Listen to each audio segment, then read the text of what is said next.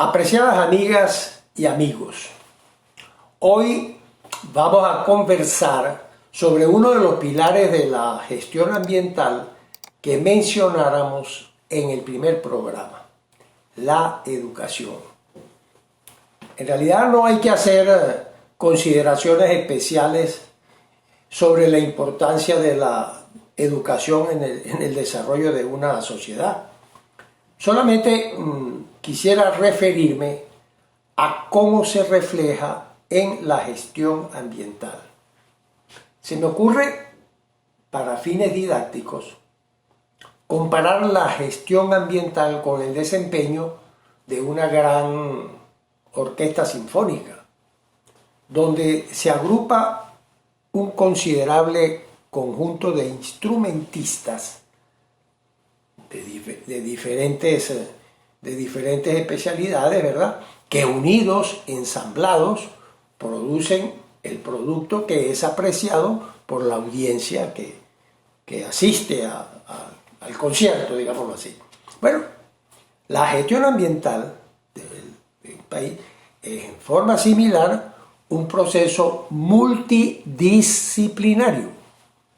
Todas las disciplinas de la formación educativa, a todos los niveles, nivel medio, los niveles técnicos diversos, los profesionales en sus diferentes especialidades y en sus diferentes grados, doctorados, especialistas, etc.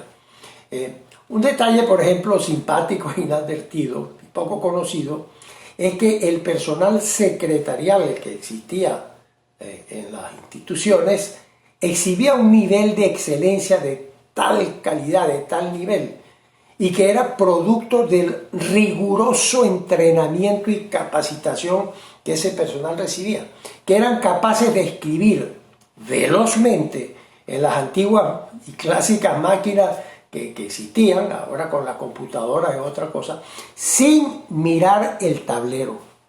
Yo los invito a que lo intenten, utilizando las dos manos y los 10 dedos, moverse sobre un tablero sin mirarlo. Pero bueno, volviendo al tema, ¿de dónde venía ese personal que hemos mencionado?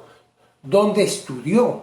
Bueno, vamos al año 98, el último año glorioso, repito, que tuvo Venezuela. Ese año funcionaban en Venezuela alrededor de 130 universidades, instituciones de educación superior, rigurosamente establecidas, con unos estándares que garantizaran la calidad profesional de sus egresados.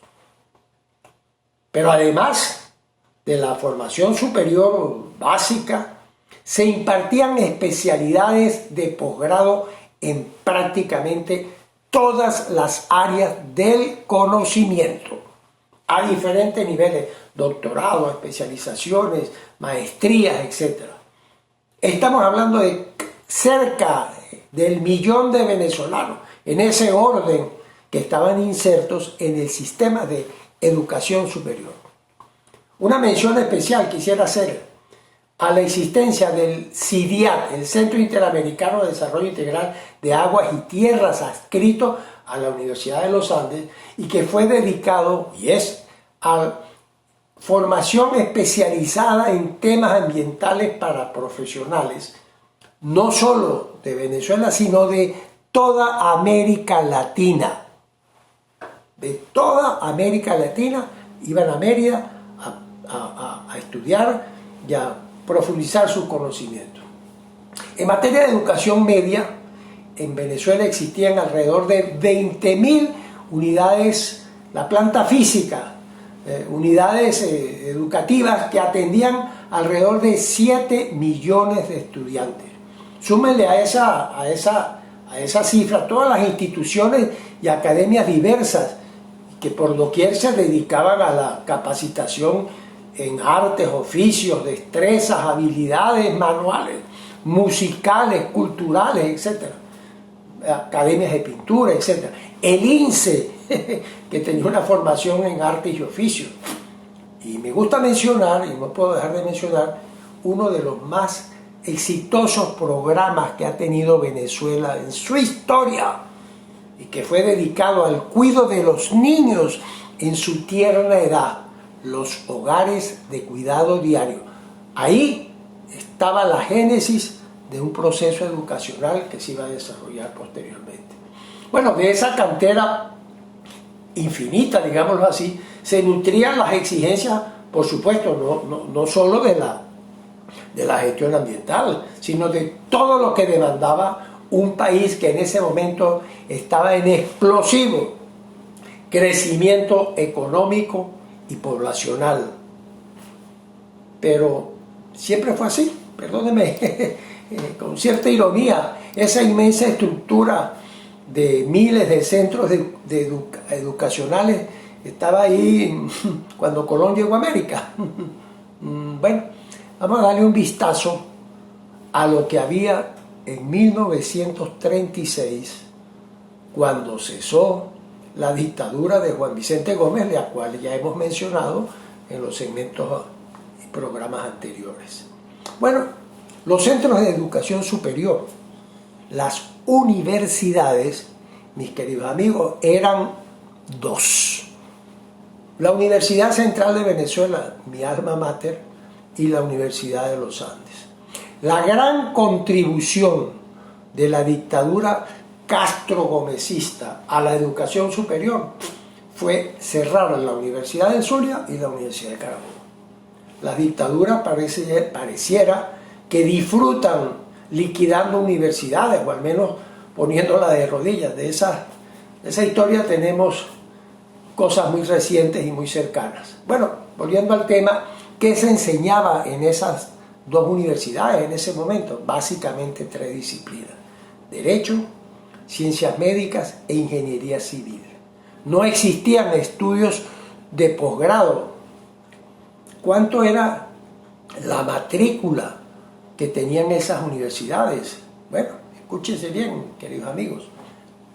1.500 estudiantes, de los cuales 1.200 estaban en Caracas y 300 en Mérida.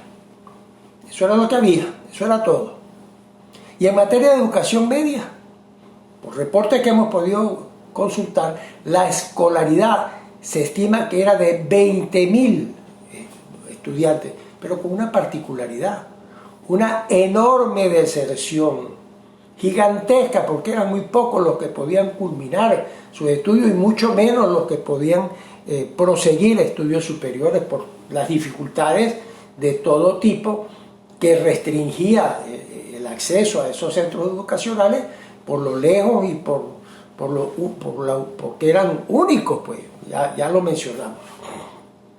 Y la planta física, hay un informe del Ministerio de Educación del año 39, en donde señala que prácticamente una inmensa mayoría de esos centros educacionales, lo que eran áreas techadas precarias, insalubres, antihigiénicas, muchas de ellas sin ninguna facilidad sanitaria, y donde alguien con la mejor voluntad ejercía el oficio de maestro, porque no existían instituciones de formación pedagógica especial.